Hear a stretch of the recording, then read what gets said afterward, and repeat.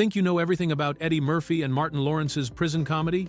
From genuine toe injuries that made it into the film to actors improvising their own character deaths, life is packed with bizarre behind-the-scenes secrets that will change how you watch this cult classic forever. Fact 1. Real injury became comedy gold. One of the most memorable scenes in life happens when Ray and Claude are forced to stand barefoot on a case of bottles as punishment for Claude's pie-stealing escapade. What makes this scene even more remarkable is that Martin Lawrence actually got hurt during filming, and his genuine reaction became part of the movie's final cut. During the take, Lawrence's toe slipped through the neck of one of the bottles and got stuck. Instead of calling cut or breaking character, Lawrence stayed in the scene and incorporated the real mishap into his performance. He mentions that his toe has slipped into the bottle, which wasn't scripted dialogue but his actual experience happening in real time. Eddie Murphy's laughter in response to Lawrence's predicament wasn't acted either. Murphy genuinely found the situation hilarious and couldn't contain himself, creating one of the most authentic moments of chemistry between the two leads.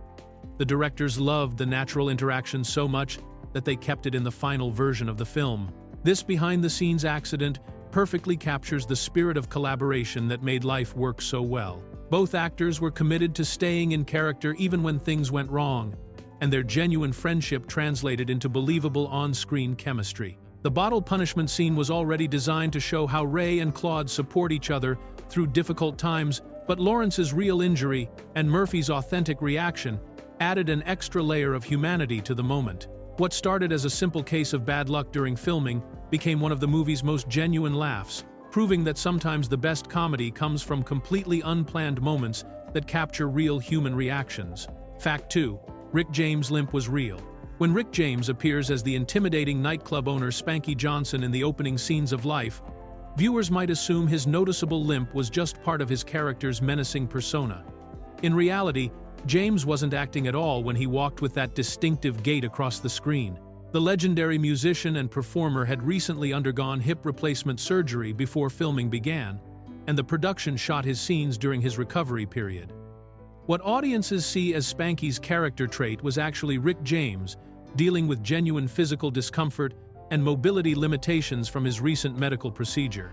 This timing created an interesting situation where James had to perform his role while still healing from major surgery. Hip replacement recovery typically involves weeks or months of careful movement and physical therapy, making it quite challenging to take on an acting role during that period. Despite these physical limitations, James delivered a memorable performance as the ruthless club owner who sends Ray and Claude on their fateful journey to Mississippi. The filmmakers apparently decided that James's natural limp actually worked well for the character of Spanky Johnson, adding to his intimidating presence without needing any additional character development or backstory. Rather than work around the actor's medical condition or postpone filming, they incorporated his real physical state into the role. This behind-the-scenes detail shows how sometimes reality can enhance a fictional character in unexpected ways.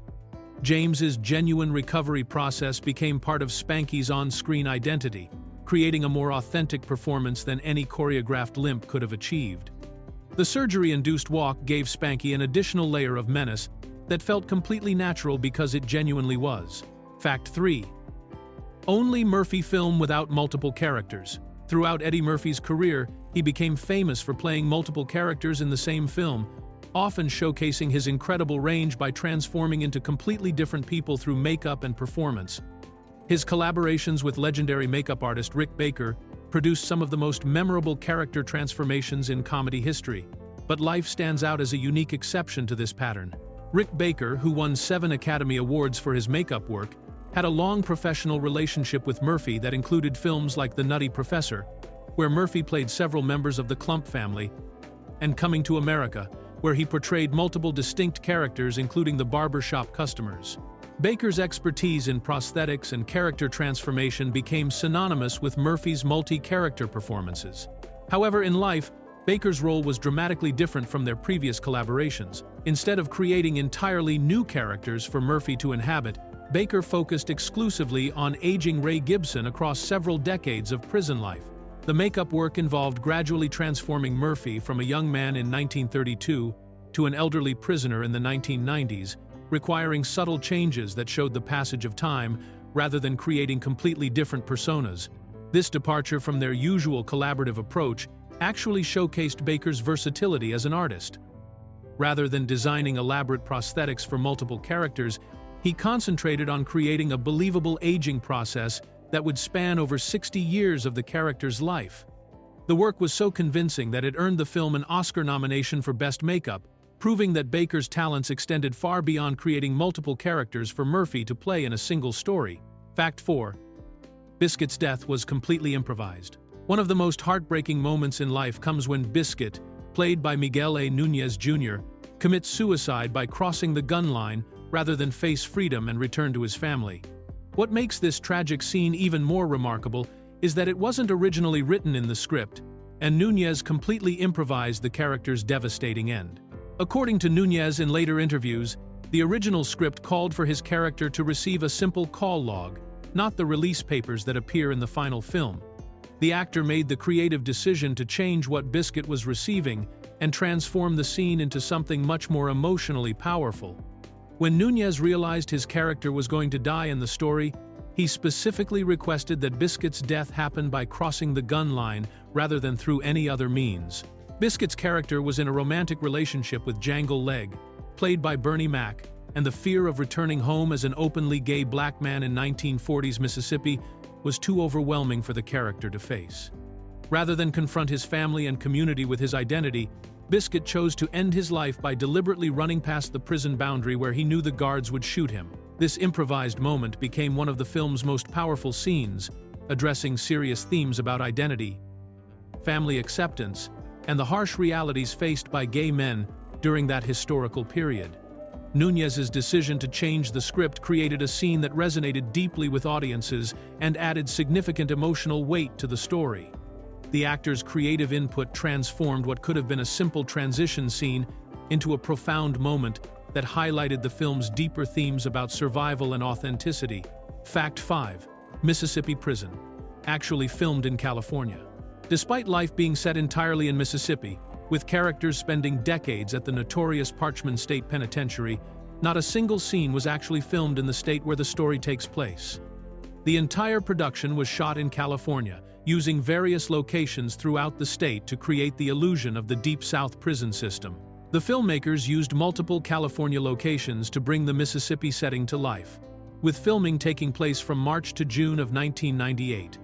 In the Los Angeles area, the production utilized locations in Downey and Norwalk, along with extensive use of the Universal Pictures backlot, which provided controlled environments for building the prison sets and other key locations. Northern California also played a significant role in the filming process, with locations in Sacramento, Brentwood, and the small town of Locke standing in for various Mississippi settings. These diverse California landscapes allowed the production team to create the visual atmosphere of the rural South without the logistical challenges of filming across the country. The decision to film entirely in California was likely driven by practical considerations including cost, crew availability, and the extensive studio facilities available in Hollywood. Creating a convincing Mississippi prison environment in California required careful attention to set design, lighting, and cinematography to capture the oppressive atmosphere of a southern penitentiary during the mid-20th century. This geographic switch demonstrates how effectively movie magic can transport audiences to completely different locations. The production team succeeded so well in recreating the Mississippi setting that viewers would never suspect they were actually looking at California landscapes and studio sets throughout the entire film. Fact 6. Eddie's bodysuit blooper made final cut. Even the most carefully crafted movie productions sometimes have moments where the illusion breaks down, and life contains one of the most visible makeup bloopers in comedy film history. During the retirement home scene where Ray and Claude are getting ready for bed as elderly men, Eddie Murphy's aging prosthetics malfunction in plain sight of the camera, yet the moment somehow made it into the final cut of the movie. As Murphy lifts up his shirt in the scene, viewers can clearly see the edges and seams of the bodysuit he's wearing underneath his clothing to create the appearance of an older, heavier man. The prosthetic padding that's supposed to give him an elderly physique becomes completely visible, breaking the carefully maintained illusion that Rick Baker's makeup team had worked so hard to create throughout the film. What makes this blooper even more noticeable is that Murphy can actually be seen pulling the bodysuit down toward his waist, trying to adjust the prosthetic pieces back into their proper position. This adjustment happens right in front of the camera during what should have been a seamless dramatic moment between the two aged characters. The fact that this obvious makeup malfunction made it through the editing process and into theaters is particularly surprising given the film's Oscar nomination for Best Makeup. The scene represents a rare moment where audiences get an unintended behind-the-scenes look at the complex prosthetic work required to age Murphy's character across several decades of prison life. This blooper offers viewers a fascinating glimpse into the practical challenges of maintaining elaborate makeup effects throughout long filming days, especially when actors need to move naturally while wearing heavy prosthetic pieces that can shift or become displaced during physical movements. Fact 7. Accidental future movie reference. During one of the most tense moments in life, when Ray and Claude are being interrogated by police after being framed for murder, Claude delivers a line that would prove to be eerily prophetic of Martin Lawrence's future career. In the scene, Claude asks the question, "What's the worst that could happen?" as he and Ray face the possibility of serious criminal charges for a crime they didn't commit. At the time Life was filmed in 1998 and released in 1999, this line was simply dialogue meant to express Claude's growing anxiety about their dangerous situation. The writers included it as a natural response that anyone might have when facing the unknown consequences of being falsely accused of murder in the Jim Crow South. However, just 2 years later, in 2001, Martin Lawrence would star in a comedy film titled exactly that, What's the Worst That Could Happen? The movie featured Lawrence alongside Danny DeVito in a story about a thief whose ring gets stolen by a wealthy businessman, leading to an escalating series of revenge schemes between the two characters. This coincidental connection between the two films creates an interesting piece of movie trivia that connects Lawrence's dramatic work in Life with his later comedic role. The phrase that Claude uses to express his fear and uncertainty in the prison drama would later become the title of a completely different type of movie in Lawrence's filmography. Neither the writers of Life nor Lawrence himself could have predicted this connection when filming the interrogation scene, making it a purely accidental link between two very different projects in the actor's career that happened to share this memorable phrase. Fact 8. Hidden Harlem Nights Easter egg.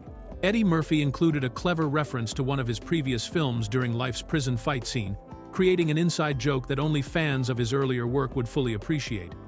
When Ray gets into a brutal fight with Goldmouth, the massive prison bully who's been terrorizing other inmates, Ray delivers a memorable taunt that connects directly to Murphy's 1989 film Harlem Nights.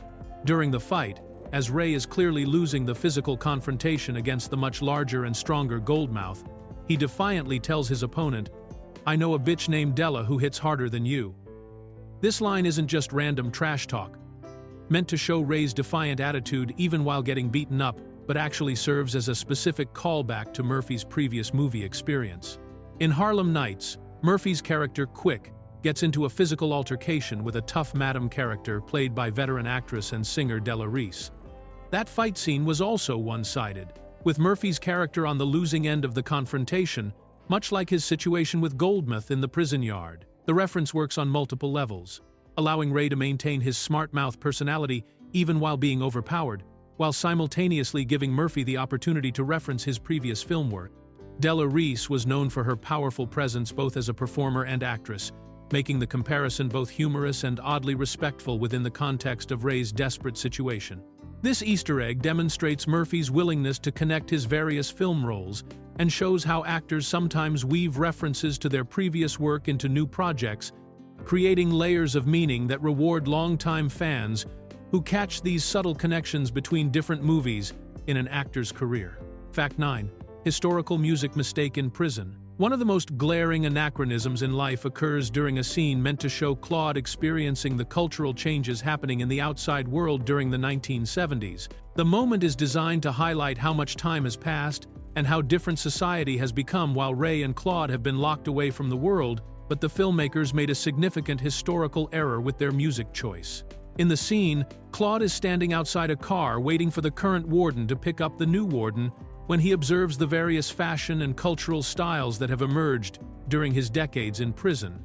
As part of this cultural awakening, Claude hears music playing from a portable stereo carried by a passerby, and the song coming from the radio is Maxwell's hit, Fortunate. The problem with this musical choice is that Maxwell's Fortunate wasn't released until 1999, the same year Life hit theaters. This means the song Claude hears in what's supposed to be the 1970s wouldn't actually exist for another 20-plus years.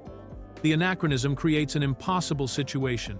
where a character in the 70s is listening to music from the late 90s. This type of mistake is particularly noticeable to music fans who recognize the song and know its release date.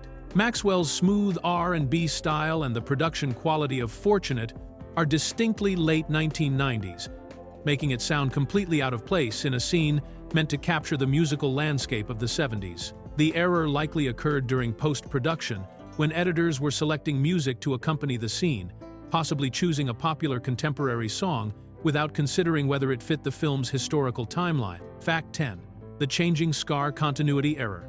Sheriff Pike, the corrupt lawman who frames Ray and Claude for murder, carries a distinctive facial scar throughout life that serves as a visual reminder of his violent encounter with the card hustler Winston Hancock. However, careful viewers will notice that this prominent scar actually changes appearance between the beginning and end of the film, creating one of the movie's most obvious continuity errors. When Pike first appears in the early scenes set in 1932, his facial scar runs straight up and down in a vertical line across his face.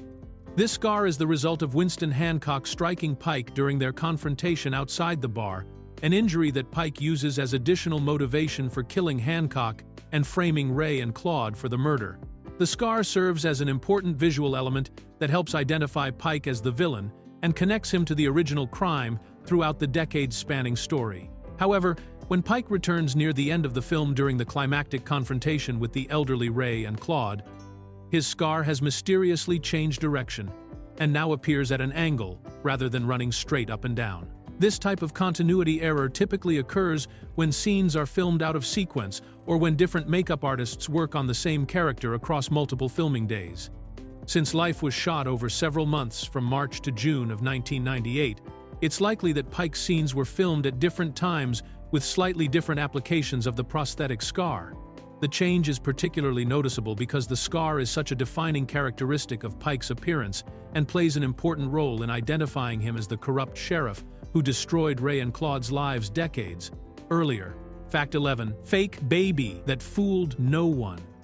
One of the most comedically memorable scenes in Life involves the prison superintendent's shock when his daughter May Rose gives birth to a mixed-race baby, leading to his desperate attempt to identify the father among the black inmates.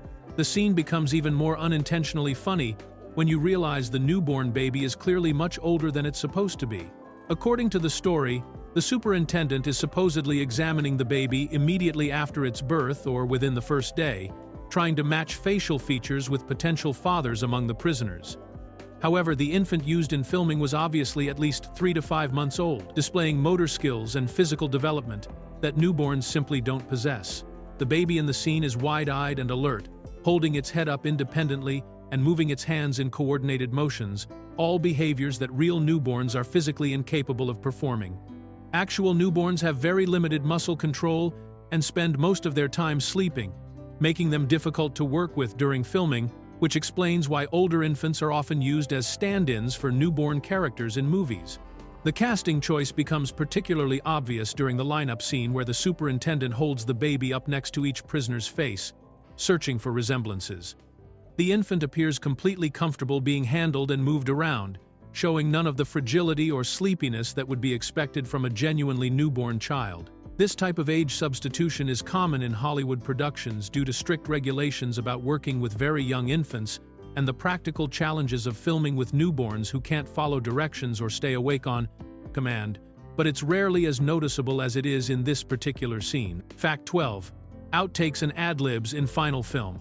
Life showcases the natural chemistry between Eddie Murphy and Martin Lawrence by incorporating genuine improvised moments and outtakes directly into the final cut of the movie, creating some of the film's most authentic and memorable scenes. The directors recognized that the spontaneous interactions between the two comedic actors often produced better material than the scripted dialogue, leading them to blend planned scenes with unplanned moments. Throughout the production, Murphy and Lawrence frequently went off-script and created their own dialogue, with many of these ad-libbed exchanges making it into the theatrical release. The genuine friendship and comedic timing between the actors translated into natural banter that felt more authentic than traditional scripted interactions, giving their characters' relationship additional depth and believability.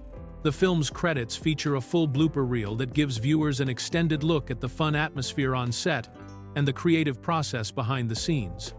The highlight of this blooper compilation is Murphy's reaction during the pocket watch scene, where he breaks character and delivers an unscripted line that perfectly captures his comedic personality and quick wit. These behind-the-scenes moments reveal how much freedom the actors had to experiment with their characters and explore different approaches to scenes. The decision to include both the improvised moments in the main film and the additional outtakes in the credits shows the filmmakers' confidence in the natural chemistry between Murphy and Lawrence. This approach created a more relaxed and authentic feeling throughout life, where viewers can sense the genuine camaraderie between the leads rather than just watching two actors delivering lines. The blend of scripted and unscripted material helped establish the believable decades-long friendship that forms the emotional core of the story. Fact 13. Door that opens and closes itself. During one of life's most tension-filled scenes, when Ray and Claude encountered Jim Crow segregation at a whites-only diner in Mississippi, the filmmakers created an unintentional magic trick with a door that seems to have a mind of its own. The scene is meant to showcase the harsh realities of traveling through the segregated South in 1932, but a continuity error turns a serious moment into an inadvertent comedy of errors. When Ray and Claude first enter the diner, they walk through the entrance, leaving the door wide open behind them. The open door remains visible as they approach the counter and begin interacting with the hostile waitress, who will soon confront them about the segregation policies. However, when the waitress asks them if they saw the sign prohibiting their entry, both men turn to look back toward the entrance, and the door has mysteriously closed itself without anyone going near it. The magic doesn't stop there, because when Ray and Claude prepare to leave the diner after the uncomfortable encounter, the door has somehow opened itself again, allowing them to exit without having to touch the handle. This means the door changes position at least twice during the scene without any logical explanation or visible human intervention. This type of continuity error typically occurs when scenes are filmed out of sequence or when multiple takes are edited together without careful attention to background details. The door's changing position creates an unintentionally humorous element in what should be a serious scene about racial discrimination and the dangers that Ray and Claude face while traveling through the hostile territory of the Depression-era South. The mistake demonstrates how small details can sometimes escape notice during the editing process, even in professionally produced films. Fact 14. Movie poster completely misleading. The theatrical poster for Life presents a dramatically different version of prison life than what audiences actually experience in the film, creating false expectations about the tone and content of the story. The marketing image shows Eddie Murphy and Martin Lawrence sandwiched between two enormous, menacing inmates who appear ready to assault or intimidate the smaller newcomers, suggesting that the movie would focus heavily on prison violence and sexual threats. The two large prisoners featured prominently in the poster are actually Jangle Leg, played by Bernie Mac, and Goldmouth, played by Michael Taliaferro, but their poster appearance completely misrepresents their actual roles in the film. Rather than being the threatening predators suggested by the marketing materials, these characters turn out to be far more complex and less dangerous than the poster implies. Jangle Leg, despite his imposing physical presence in the promotional image, is actually a polite and gentle character who happens to be gay and involved in a loving relationship with another inmate named Biscuit. When he makes a pass at Ray early in the film, he accepts the polite rejection gracefully and never becomes aggressive or threatening toward either of the main characters. Goldmouth does serve as more of an antagonist, but he's essentially just a prison yard bully rather than the violent predator suggested by the poster. While he does get into a physical fight with Ray, their conflict is resolved relatively quickly, and Goldmouth eventually becomes friendly with both Ray and Claude rather than remaining a constant threat. The misleading poster reflects the marketing department's decision to emphasize sensational prison movie stereotypes rather than accurately representing the film's more nuanced approach to character development, surprisingly touching story of friendship that unfolds over several decades. Fact 15. Modern trucks in 1932 scene. One of the most glaring anachronisms in Life occurs during the early scenes when Ray and Claude are driving from New York to Mississippi on their ill-fated bootlegging mission. The scene is set in 1932, during the height of the Great Depression and Prohibition era, but careful viewers can spot vehicles that wouldn't be invented for several more decades. As Ray and Claude drive through what's supposed to be Depression-era America, modern white trucks from the 1970s and 80s are clearly visible in the background of several shots. These trucks appear parked near homes and buildings that the characters pass during their journey, creating an impossible situation where vehicles from the future somehow exist in the past. The trucks are particularly noticeable because their design, shape, and styling are distinctly modern compared to the boxy, rounded vehicles that were actually manufactured in the 1930s. The sleek lines and contemporary features of these trucks stand out dramatically against the period-appropriate cars and settings that the production team worked to create for the main action. This type of mistake typically happens when film crews are working in real locations where they can't control every element of the environment. Since Life was filmed entirely in California, rather than on carefully controlled studio sets, the production team had to work around existing buildings, roads, and neighborhoods where modern vehicles might be parked by residents or passers-by. The anachronistic trucks represent the challenges of creating period films in contemporary locations, where even the most careful planning can't always prevent modern elements from sneaking into shots. These vehicles serve as unintentional time machines that transport viewers forward several decades from the story's intended setting.